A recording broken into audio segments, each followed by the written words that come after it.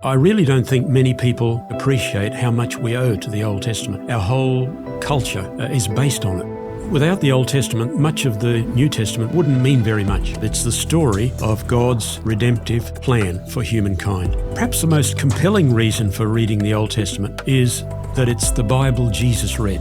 If we really want to understand Jesus, we must understand the scriptures that meant so much to him.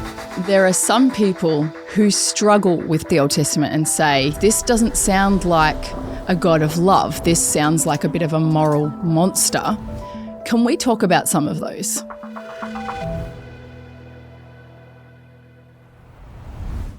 Peter, I often hear people say, you don't need to read the Old Testament. It's full of mythological stories. They even write it off as something that's irrelevant.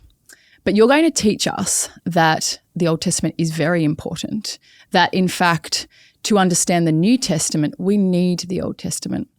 You have a Master's of Arts in Biblical Literature from Wesley Biblical Seminary in Mississippi. Can you tell us, why is the Old Testament so important? Thank you, Jess.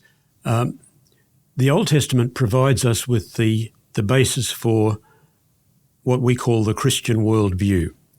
A worldview has to answer three basic questions. How did we come to be where we are? Mm-hmm. You know, how did everything come into being? Secondly, what's gone wrong? It's quite obvious that something has gone wrong. Mm. And thirdly, what's the solution? Big questions that most of us have at some point in our lives. Exactly. And the Old Testament provides satisfying answers to those questions. Mm. It tells us that there is a creator God, a creator God who made heaven and earth. Mm. God was very satisfied with what he created. At the end of Genesis 1, he looked at what he had made and it was very good. Mm. But the world that you and I inhabit is not very good. I mean, there are many evidences of God's handiwork, but it's been spoiled. Mm. It doesn't function the way it should.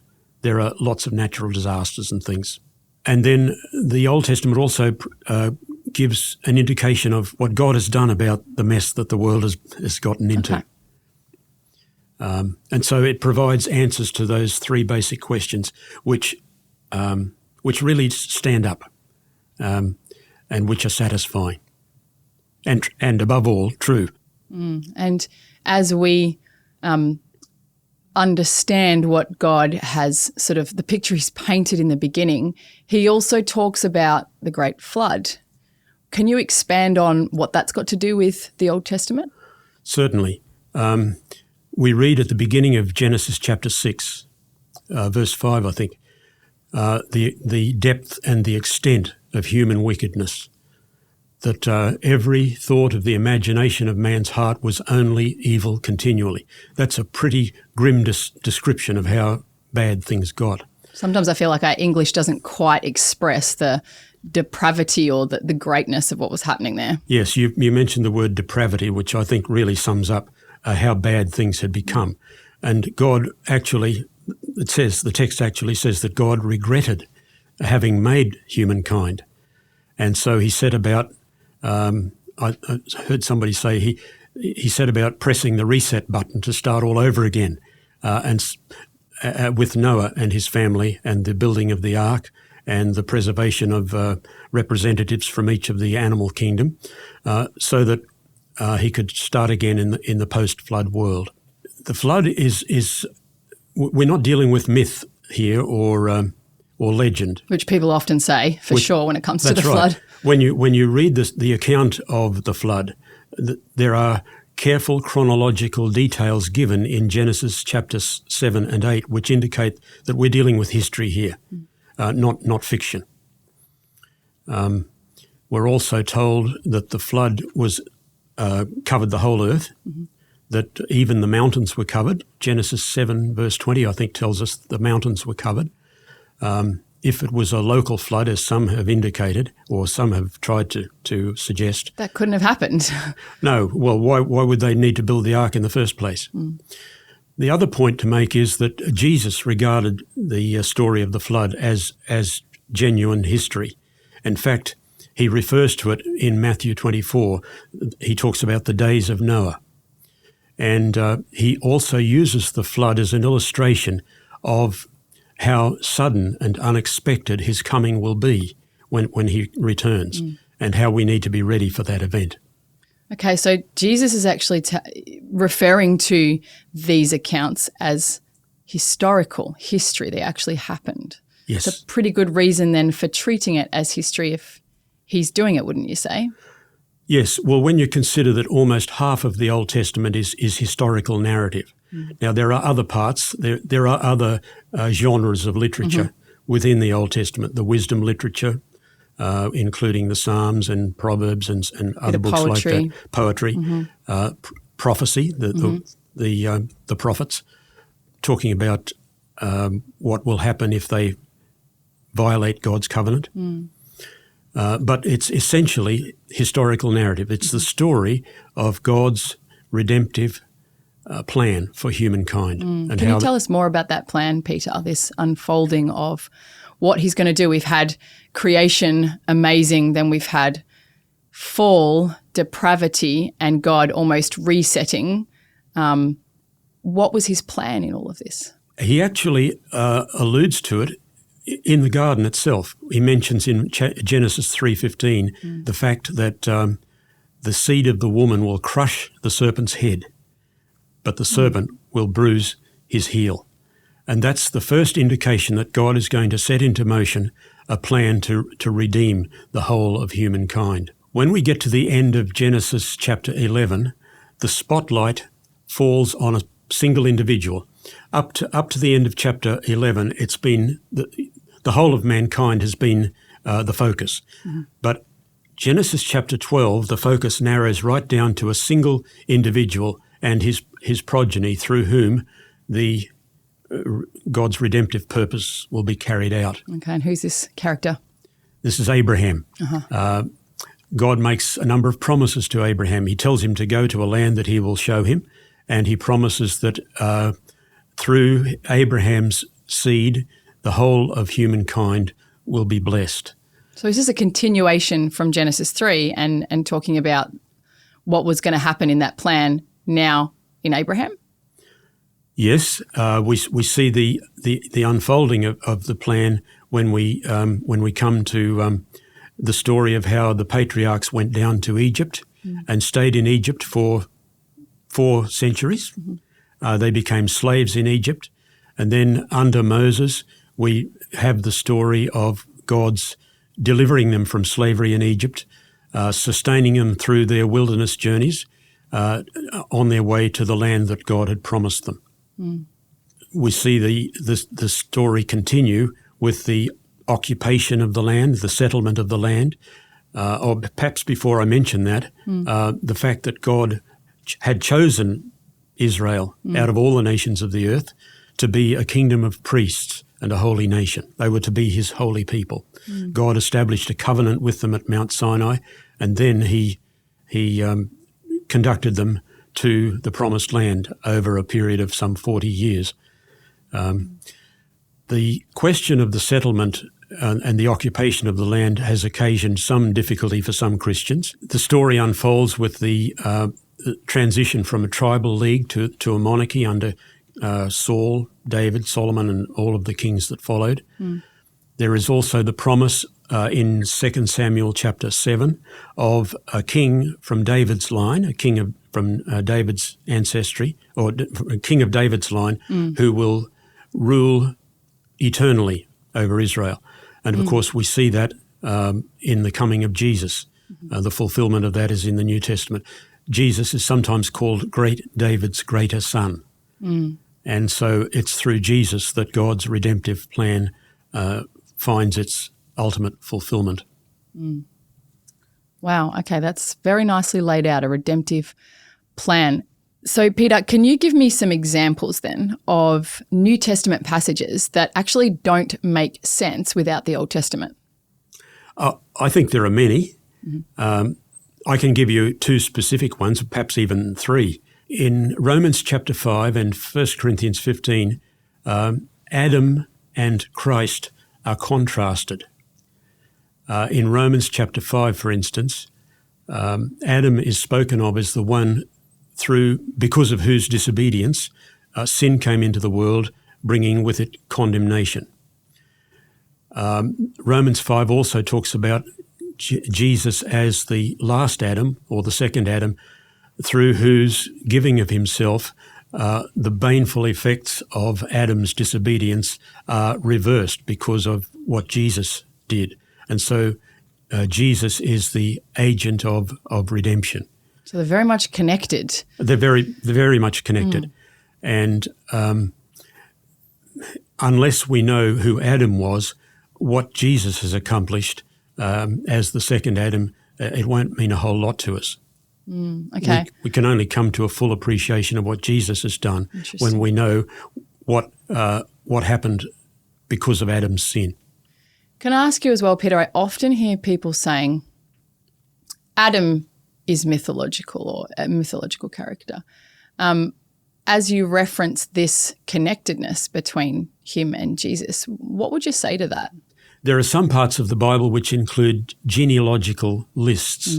Now, genealogies are not riveting or inspiring reading. Lots of names.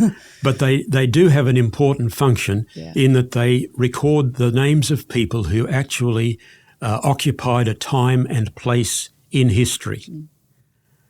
And Luke, in chapter 3 of his Gospel, actually lists the genealogy of Jesus, and he traces it right back to Adam, which clearly implies that Luke himself believed that Adam was an historical figure. It seems like it wouldn't make sense if right back then you've got all these real people and then someone who was not real at the start.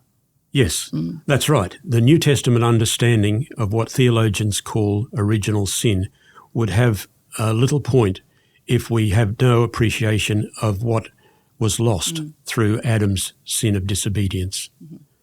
And Jesus has come to remedy all of that. Yeah, what a wonderful message. Is there another example? Yes. I've always been fascinated by the story of Jesus' conversation with the woman at the well in John chapter 4. Now, in that narrative, John happens to mention Jews have no association with Samaritans. Now, to understand why there was such antipathy between Jews and Samaritans, we have to go back to the Old Testament, to 2 Kings chapter 17. And that chapter describes the fall of the northern kingdom into Assyrian hands, and the Assyrians took off the inhabitants of the northern kingdom to exile in the Assyrian Empire, and the land of Samaria was actually resettled by people from all over the Assyrian Empire. Moving into Israel. They resettled. And these people were of mixed ancestry. The worship of the Lord was sort of mixed with the worship of lots of other gods. So it shouldn't surprise us then if any Jew who was proud of his ancestry and the purity of his religion should regard the Samaritan population with something akin to contempt. And that, I think, explains to a large degree why there was such enmity between them. We even see the disciples have some issues with the Samaritans. So here we have clearly Old Testament explaining that and giving us such wonderful context. Another example that comes to mind is when Jesus is debating with the Jewish leaders. At one point, they say to him, "Aren't you a Samaritan?" You know, almost with a slight curl of the lip, you know, the worst of insults. Yeah, the worst of insults. Okay. There are some people, even Christians, who struggle with parts of the Old Testament. I can understand this. Sometimes I do too. Parts that feel unpleasant to read. I even get objections from lots of my high school students as we look at biblical studies, where they bring up the Old Testament and say, you know, but what about this? This doesn't sound like a God of love. This sounds like a bit of a moral monster. Can we talk about some of those? Yes, I'm glad you raised that because you're right, it does come up a lot. In Deuteronomy chapter 7, Israel is instructed that when they go into the land that God has promised them, they're to have no dealings at all with the Canaanites, no treaties with them, no intermarriage, no worship of their gods. And who are the Canaanites? Sorry, Peter. These were the people who inhabited the land that Israel was travelling to. Okay. There are others too, Canaanites, Perizzites, Hivites, and a lot of other ites as well. But the reason that God gave them that instruction was to protect Israel, because Israel was a holy nation, a kingdom of priests and a holy nation. They were meant to be God's holy people. They were not to have these associations because worshipping or having anything to do with the Canaanite gods would expose Israel to the corroding influences of Canaanite religion and culture. Israel was warned that if they did have any dealings with them in this way, that their very tenure in the land of Canaan would be at risk. And in fact, we see that happening, or we see the sad consequences of Israel's failure in this area when we read through the book of Judges. I think we need to understand the nature of Canaanite religion. It doesn't provide us with a pretty picture. All right, tell us a bit about it. It was actually a fertility cult, which was based on sympathetic magic. The idea that if you performed a certain act, it would influence the particular god to give the result that you wanted. And this included things like sacred prostitution to promote fertility in the land. It included even things like human sacrifice. So we need to understand that there was no way that Israel could coexist in the land of Canaan with people who practiced that kind of religion. You can see why God is trying to separate them from those things. And so that explains why God commanded the Israelites to drive the Canaanites out of the land.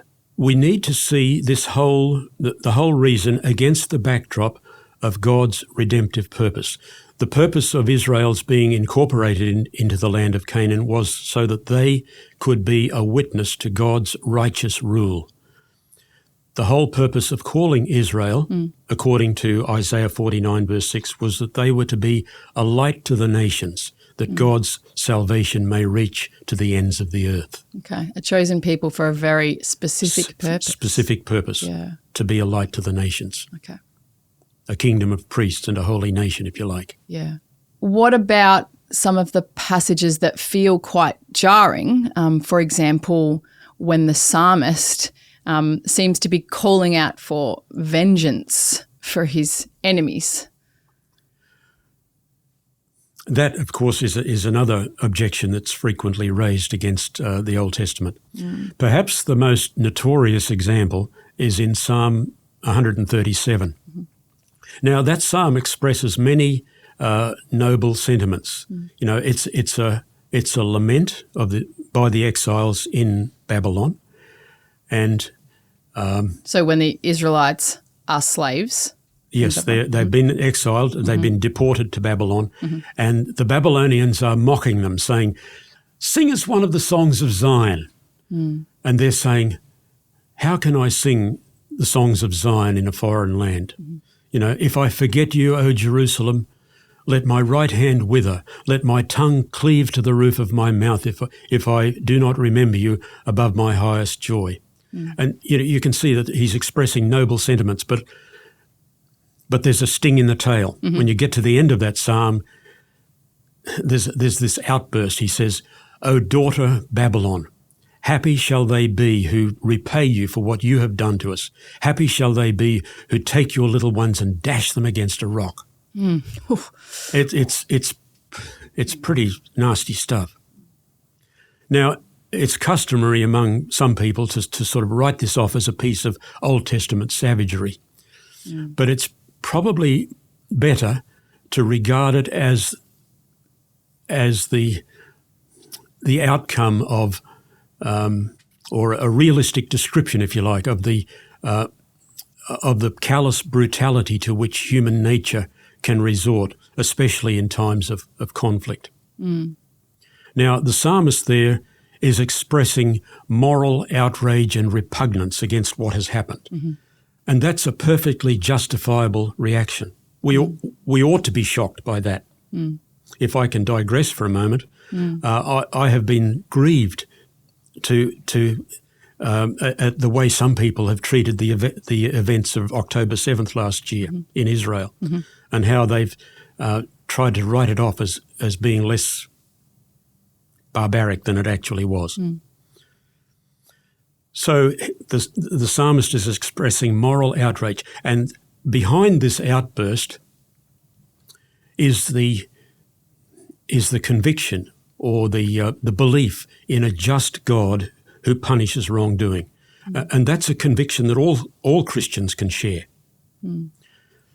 It's probably best to see this outburst as a prayer to God, tasking him with the job of retributive justice. The psalmist is not saying, this is what I would like to do. Or literally, God, do that to those children. Yeah. Okay. He's asking God to right this wrong. Right the wrong. As only God can do. It's his job, not ours. So maybe better words would have been, your will be done. Exactly. Yeah, exactly. Okay. Now, from a New Testament perspective, we can't stand where the psalmist stood, because we stand on the other side of Christ's death and resurrection. That's important to remember. It is. Okay. And our task, hard as it is to love our enemies and to pray for those who persecute us. Now, that's not easy, but that's what Jesus said for us to do. And leave the judging to God. That's his business. He's better equipped to do it than any of us. But I think the final point to make here is that there is coming a day when justice will be carried out.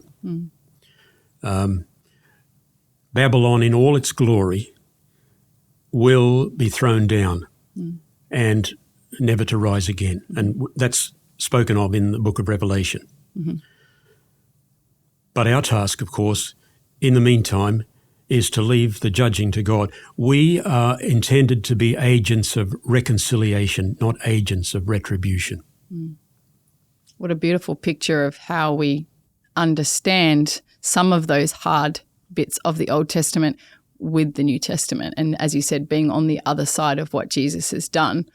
Often my students, when they ask about some of these hard passages, it's so amazing to be able to then point them to some of those things that Jesus says in the Sermon on the Mount, where they're very confronting but have an answer to how God would actually have us respond, not by saying some of the things that the psalmist said. Yeah, not by retaliating, but Yeah. by entrusting it to God. I want to ask you about another one, Peter. Ecclesiastes, one of the books in the Old Testament. It says, vanity of vanities, all is vanity. Why do you think God included this book in his canon? That's another good question, and it's frequently asked also. The Old Testament has a variety of different genres of literature. Historical narrative, wisdom literature, of which Ecclesiastes is a part. Okay. So God's voice in the Old Testament speaks in many different accents.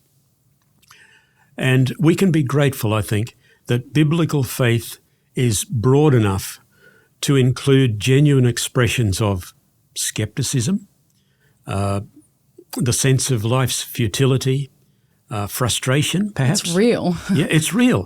And this is the kind of world we live in. And the book of Ecclesiastes actually picks this up in a most effective way. It's a book for our age. The preacher, as the author is called, the preacher actually takes us on a little tour of exploration. He describes his own quest for meaning in life. He explores or experiments with the pleasures that life can offer. He experiences them to the full. He also engages in various projects that this world can offer.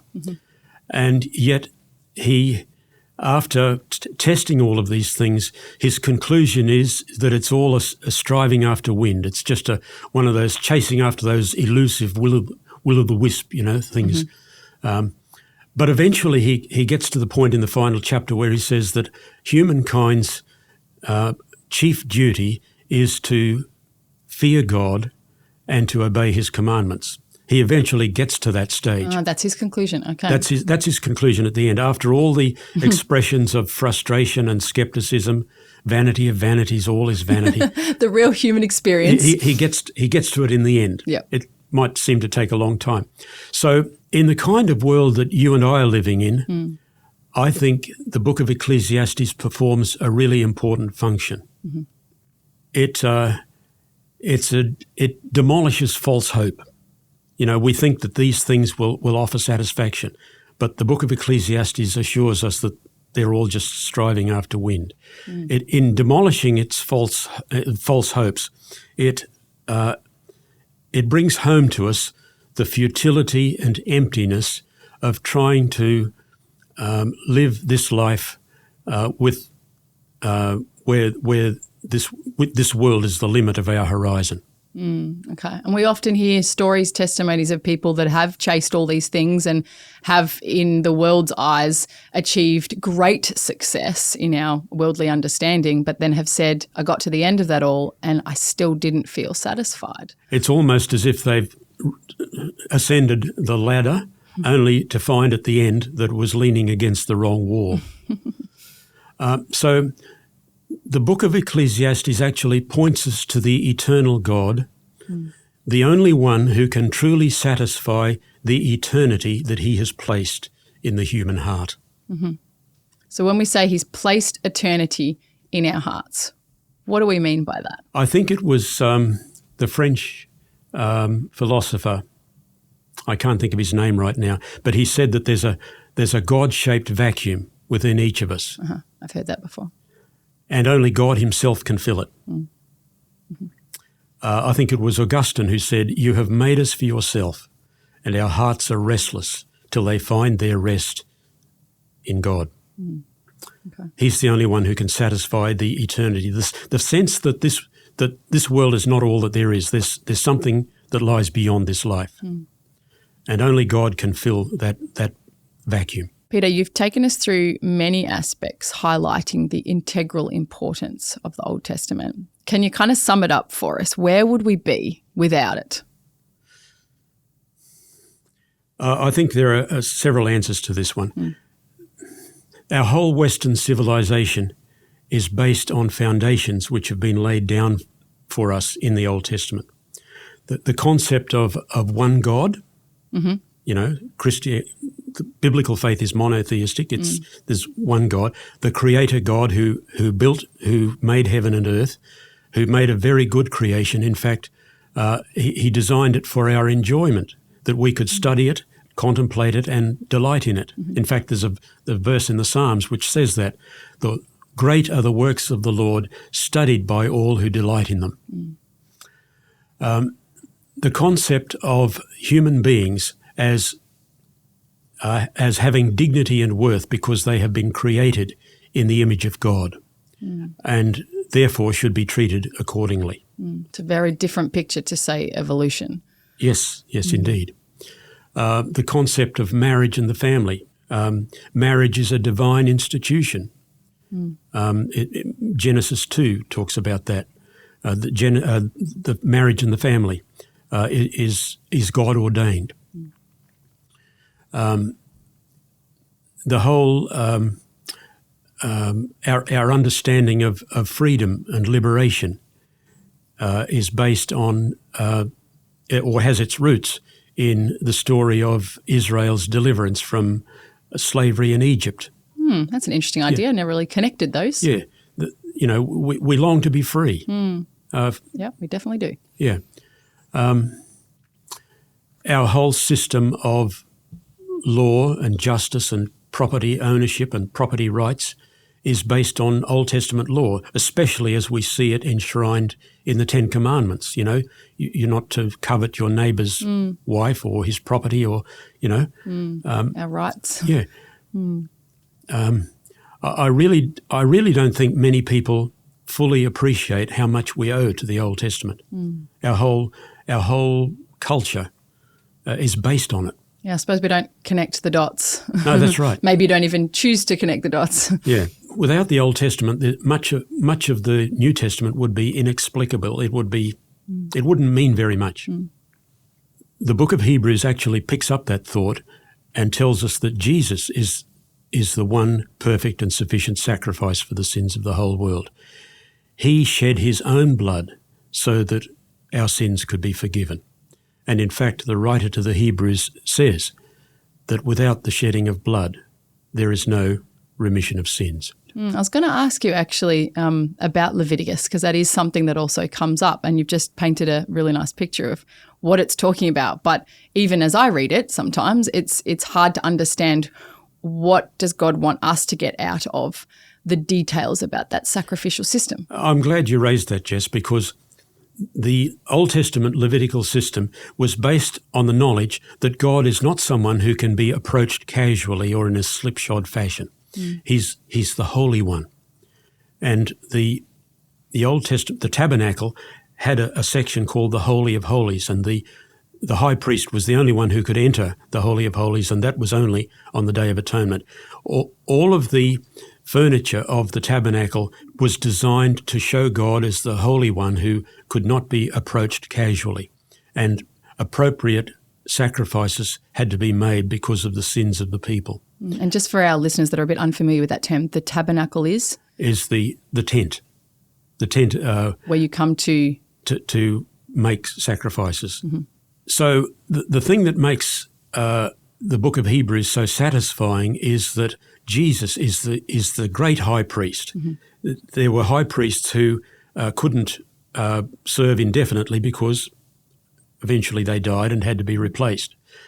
But by contrast, the book of Hebrews talks about Jesus as our great high priest, who once for all made a full, perfect and sufficient sacrifice for the sins of the whole world.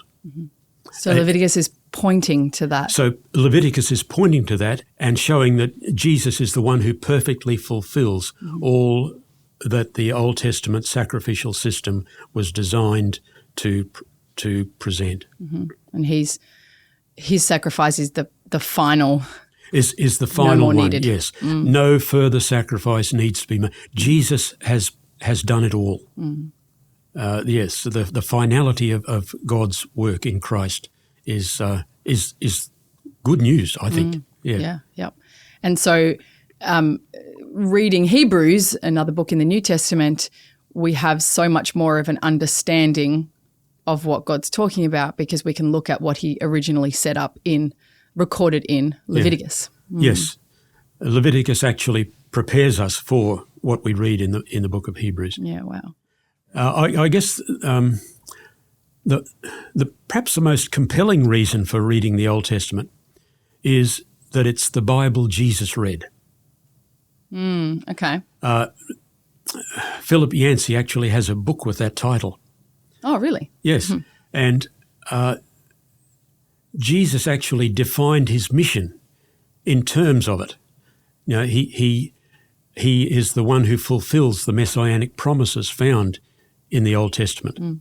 A notable example is when Jesus was in the synagogue at Nazareth and he stood up to read from the scroll of the prophet Isaiah in what we call chapter 61. The Spirit of the Lord is upon me because he has anointed me to preach good news to the poor, the opening of prison to those who are bound, the bringing of sight to the blind and so on. And then he concludes reading this passage by saying, today this scripture has been fulfilled in your hearing. Quite a remarkable announcement. The fulfillment of a prophecy written, hundreds of years earlier? Hundreds of years before, in the time of Isaiah. Another example is Jesus saw himself as fulfilling the terms of the suffering servant described in Isaiah chapter 53. And he described his mission in terms of what we read in Mark chapter 10, verse 45. The Son of Man came not to be served, but to serve and to give his life as a ransom for many. many of the images that we find in the Old Testament. Lamb of God, the Good Shepherd who lays down his life for the sheep, the sign of Jonah, the stone that the builders rejected. Yep. All of these images come from the Old Testament, and Jesus understood his ministry in those terms. So if we really want to understand Jesus, we must understand the scriptures that meant so much to him. How would you, if someone said to you, Peter, but how do I go about understanding more all of those scriptures? If, let's say, someone's not really read much of the Old Testament, they've read a bit of the New, they enjoy the Gospels, what would you recommend to them as a starter for getting into the Old Testament? They could read Matthew's Gospel as well, because Matthew mentions quite many of the incidents that Mark records are also recorded in Matthew. And Matthew is much more insistent on linking Jesus' life with the Old Testament. In fact, it begins with a genealogy. And so Matthew is consciously linking the good news of Jesus with what has gone before. And how far back does that genealogy go? Right back to Abraham. Right. Matthew traces Jesus' ancestry right back to Abraham. Luke, of course, goes even further, right back to Adam, as we mentioned earlier. So there's a continuity between the Old and the New. And the New Testament writers were writing in the light of what they had seen or read and understood in the Old Testament. And, of course, the Old Testament points to many things that occur in the New. Thank you, Peter. Thank you so much for your time. It's a pleasure. The first 11 chapters of Genesis in particular are so foundational to understanding the Bible's big message from beginning to end. There's a great resource available, fantastic resource called the Genesis Academy, a 12-part series which covers the first 11 chapters of Genesis in particular and how it relates to the rest of the Bible. Genesis Academy is about a half-hour illustrated talk on each of the 11 chapters, and a free discussion guide to go with it. It's great for use in home groups and youth groups, cell groups, all those sorts of situations, or just for private study. There's a link in the description below where you can access this.